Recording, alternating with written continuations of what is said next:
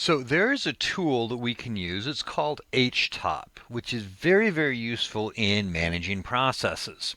Now your system may or may not have it preloaded. The command is htop. If you don't have it, it's apt install htop. I believe it comes preloaded on this system. We're going to find out here in a minute. And here's htop. All right, so this gives us a actually very, very convenient way of looking at our processes. So you're going to see here we have process ID, user, and a whole bunch of information about these processes, percent CPU time, memory time, total CPU time, command.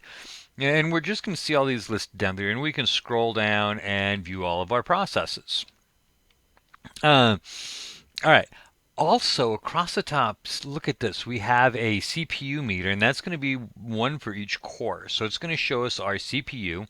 It's going to show us our memory usage, where we're using 3.16 out of 3.83 gigabytes. It's going to show us our swap usage, which we normally want pretty low.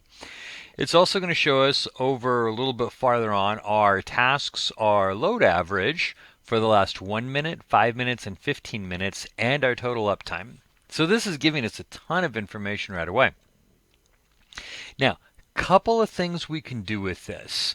One is this is highly, highly, highly configurable. So I can hit F2 and this will allow me to configure the way this functions, including moving things from one column to another or adding different meters. So let me add a hostname meter, and then I can choose which column I want it on, and you'll see it jump back and forth there. And when I'm happy with it, I hit enter, and I have now added that to my display.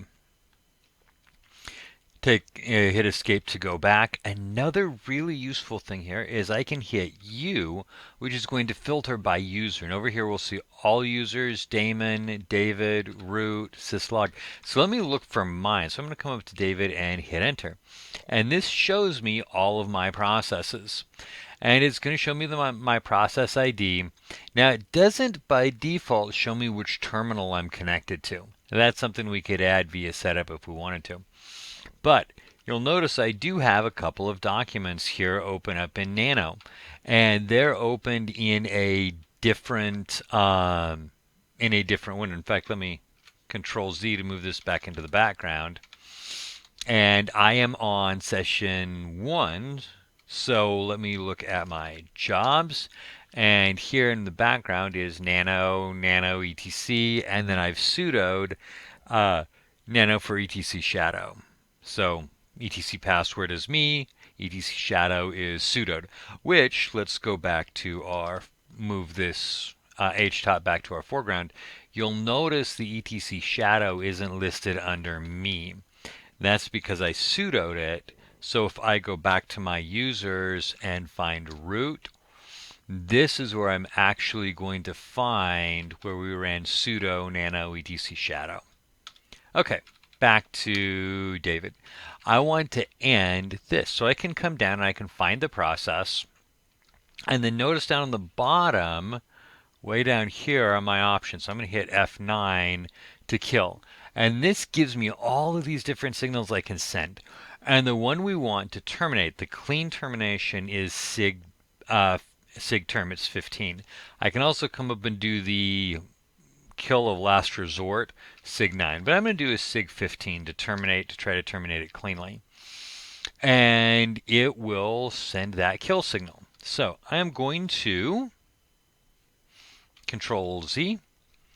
Let me clear this, look at my jobs, and it did not quite stop it. So let's do ps-au, and we're still going to see it etc password here in the background, 11164. Let's go back to our htop. So htop was number 5, so we're going to do foreground 5 just to specify.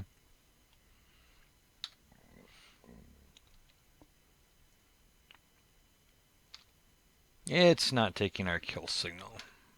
Whoops, I hit the wrong thing. Go back to my users. David, now I could also do the desperate kill, which is the kill signal, which is the last resort kill signal. I'm actually going to bypass that because I don't want to break something. So I'm going to Control Z, go to jobs, and find my job 2. And let me do foreground 2 to bring that into the foreground. And there we see it received a terminal kill signal, and it says it's actually down. Even though it's still showing up, it just hasn't cleared yet. So back to bring number 5 into the foreground. Yep, now it's actually showing that it's down. It just took it a second. Okay, so that's htop. It gives us a way of monitoring our system usage, monitoring our processes, and killing those processes if needed.